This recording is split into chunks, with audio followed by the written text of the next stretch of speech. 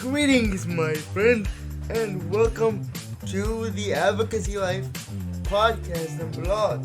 If you're listening to this or watching this, you're obviously listening to the Advocacy Life podcast. The Advocacy Life podcast and blog is literally just that. It's one person's view of disability awareness and disability rights in both formats.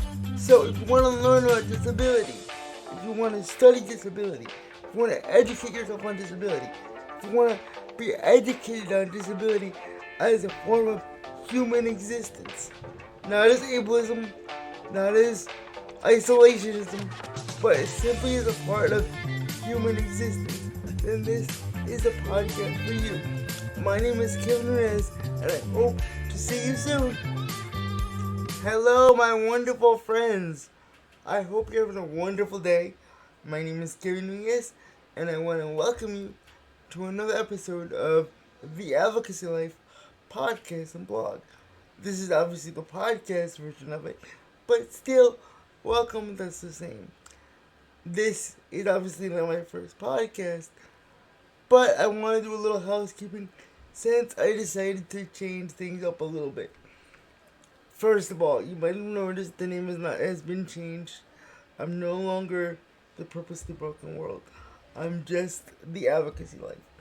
Why did I do this? Simple. Everything else is the Advocacy Life. Facebook, Twitter, Instagram, all that stuff. It's all the Advocacy Life.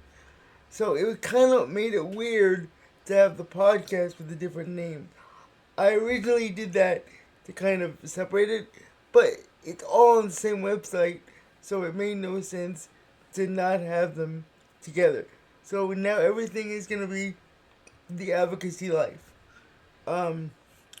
Second thing, I decided to change the format of how I do things. I will have one community newsletter once a month on the 15th of every month, and I will have two paid newsletters as per usual once every other Monday. Why did I do this? Simple. The podcast is more accessible for folks. Blogging is not the same anymore. I love the blog. I think blogging is easier. But to be more accessible for my audience and to be more welcoming to new people, I decided to put more energy into the podcast. So you'll have a new podcast episode every week on Wednesday, starting in September after Labor Day. I record stuff way in advance, so you'll get plenty of episodes starting in September when you see this after Labor Day. My community blog will still be kind of policy, disability awareness focused, but I'll do one of those a month for everybody else in the world. Today I wanted to talk about how I got started in this field, in advocacy. You would think that logically, because I'm disabled, I'd be a wonderful advocate. The truth is I'm not. I wasn't. I still don't think I'm a good advocate. I'm a leader, but I still don't think I do a good enough job. But how did I get started in this field? That's what we're going to talk about today on the Advocacy Life podcast.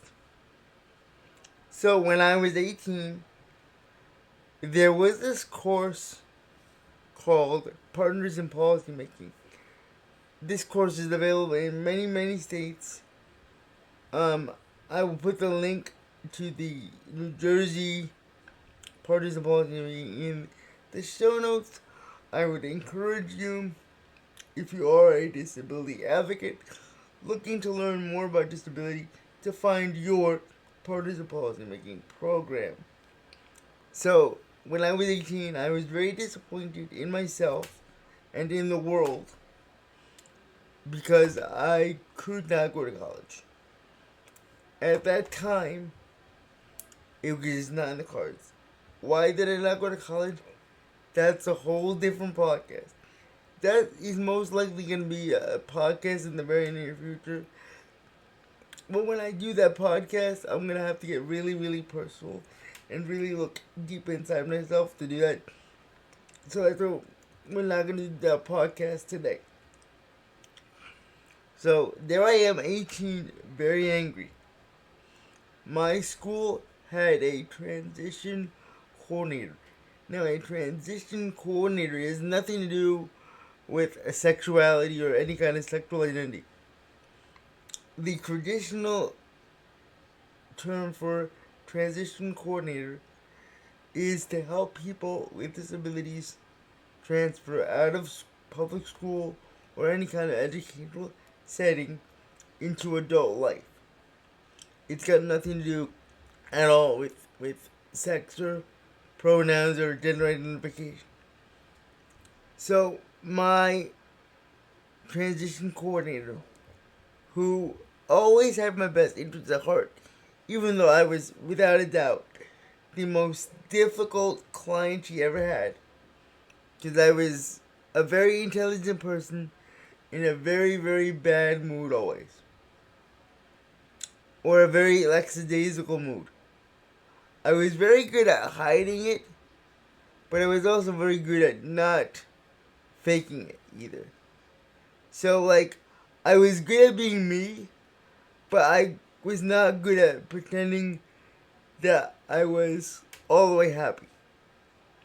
We all knew something was wrong, but we figured, oh well, that's just life. We can't do anything about it. So we have to just learn to get along. So again, a very ableist way of thinking, but again, this was early 2000s. People don't understand how strong ableism is rooted, and this belief that you can't do anything and learned helplessness is a real thing. So I had basically given up, and I basically accepted the fact that I was worthless and I couldn't do anything. My transition coordinator had given me this application for partners in policy making. It was describing me as a disability learning think tank, and you learn about the disability system. Whatever. I didn't care. I just said, okay, free food, and it's a weekend away if I get selected. So, yeah. So I did the application very, very, very, very basically, very badly. There was nothing on it. I basically wrote a bunch of crap. Again, this is why it's so important to have people not give up on you.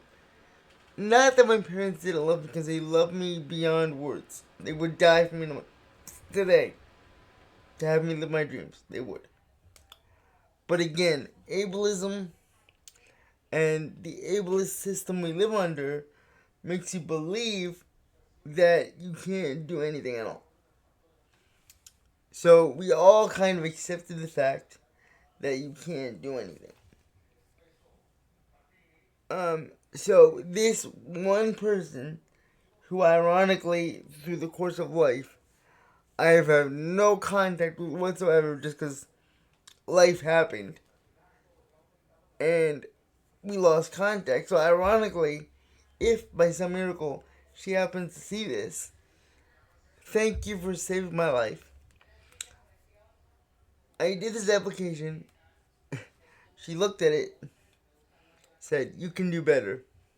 Made me read through the whole thing, plus do another essay on top of it, of like 500 words about why I should join this program.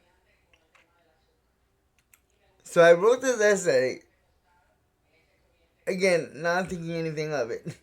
I basically BS my way through it, because I didn't believe in myself. I had no belief in anything.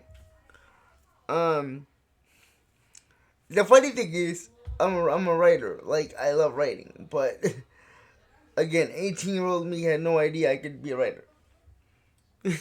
So, God's always there. The point is, do the application, send it in. Months go by. The course in that time It did not start until April. It ended in October. So I did the application in like October of that year, or like September of that year. Forgot all about it. Then in like March, I get a call from the program director. Said that she was very impressed with my words. I have no idea what I said, even to this day. Said you have to come join our program. All right. So again, this just shows how deep ableism goes. After I accept the offer, my dad actually calls the program coordinator because I'm still an 18-year-old kid who was raised in this innocent little bubble, and asks her a whole bunch of questions like, what is this all about? Will there be enough caregivers there? He basically thought it was like a gigantic sleepaway camp, like a once a month sleepaway thing, like a camp. We had no idea. Now, granted, all this was in the application, but again, I didn't read this application at all. I just wanted free food, a weekend away, and maybe rub some elbows with somebody. So let me tell you about the first night. I go there, dressed up business casual as I was instructed, and it said, bring one thing that identifies or tells your story.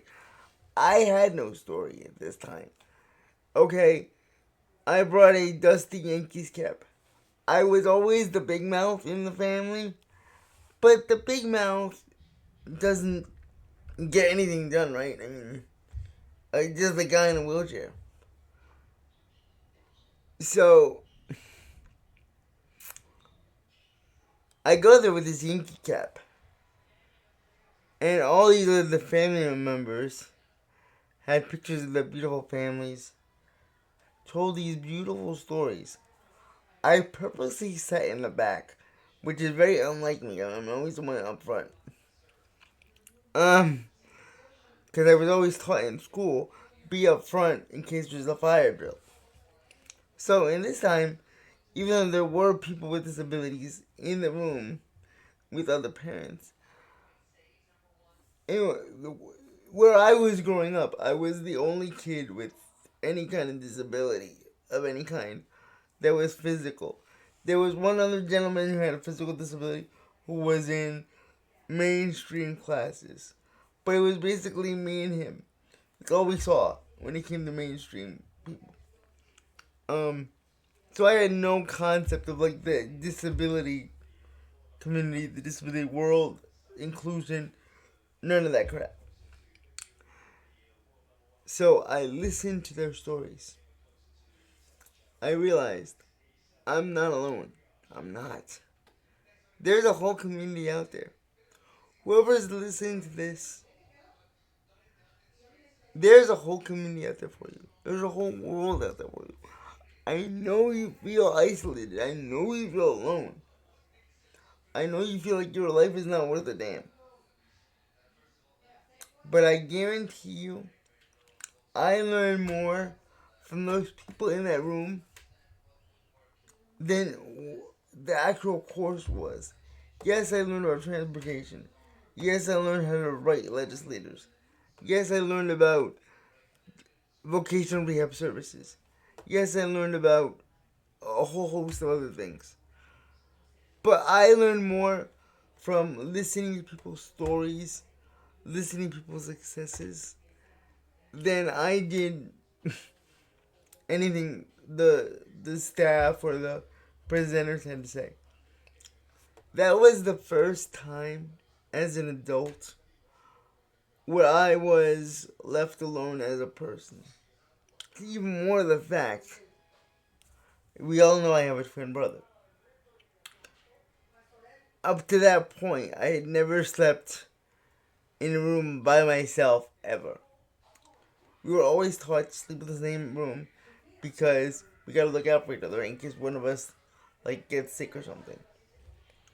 So, and it was the first time I had brand new caregivers that I didn't know from day one. Yes, I had caregivers in school, but the difference is when you have caregivers in school, they come to the house, they meet before, they have a whole procedural thing. So you know each other before you go to school day one. In some cases you actually meet them like weeks before even school begins, so you have a bond already. This is the first time I never met them from day one. That first night, I called my parents. I thanked them for all they did, all they were going to do. Because not even I could have envisioned what all this was going to be. As I'm in a king-size bed by myself, watching my own HBO on what I wanted to watch. Because usually you have to share the TV. You've got to share. If it's a big enough bed and you're on vacation, I had to share it with my little brother. Okay? I've never had a big bed to myself. So I have this big bed, free HBO. I remember there was boxing on the TV, so I get to watch boxing for free, HBO. I was in heaven. The lady had heard that I had never slept by myself. There was another gentleman there with, I want to say Down syndrome, but I don't want to be for sure, because I'm not really sure, because we had never really met before. But he had a very noticeable disability. So as I'm getting to know my new caregivers, going through my nightly routine with my new friends, because guess what? When somebody's helping you in the shower, they become your friend, okay? You get to know each other really, really, really quickly. And you get to have fun, and you get to the walls of privacy and social awkwardness just kind of melt away. So I made new friends instantly. I went to bed comfy, cozy.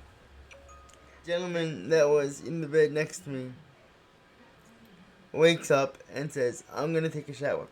No big deal. Don't take a shower. It's a huge shower.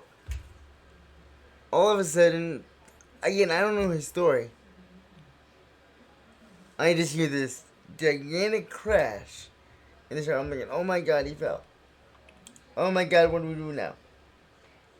Because this is not camp where I can just call the camp counselor. I don't know. I called him, no answer. I'm thinking, oh my god, he's dead. Every negative scenario is running through my head. I said, okay. I made myself calm down, because I used to panic very, very easily. Very easily. I was able to call my new staff, give them the update. Everything was fine. Again, I learned how to manage the situation. I learned that I'm not alone. I learned I have resources. I learned I'm not helpless. One course, one day, one person changed my life. Who's that one person? What's that one course? What's that one day for you? Let me know in the comments. Let me know in the comments if you like the new changes, if you want to go back to the old format of stuff, if you like the new intro with the new song. I'm really going to try to do a transcription in the show notes. I might use it. If I do it, it will be AI. I'm not going to lie about that. But I'm really going to try to make this as accessible as possible for folks. So please let me know in the comments. And please, please, please share this with someone who needs it. Wow, you guys. I really had a fun time putting an episode together for you. Did you have fun listening? Did you have fun watching? Did you learn something? If you want to support the Advocacy Life podcast and blog, give me a few seconds and let me tell you how to do it. I have an exclusive newsletter for paid subscribers where you'll get all sorts of goodies, personal anecdotes, more updates on policy, more recommendations on books and movies I like. If you want to do more of me, I will put not one but 2 books in a book series called Living Beyond Disability. They're on Amazon, also in the show notes below. If you want to do more than that, you can support me directly through Cashapp and PayPal, all in the links down below. Thank you so much for your time. Hope to see you in the next episode. God bless. See you soon.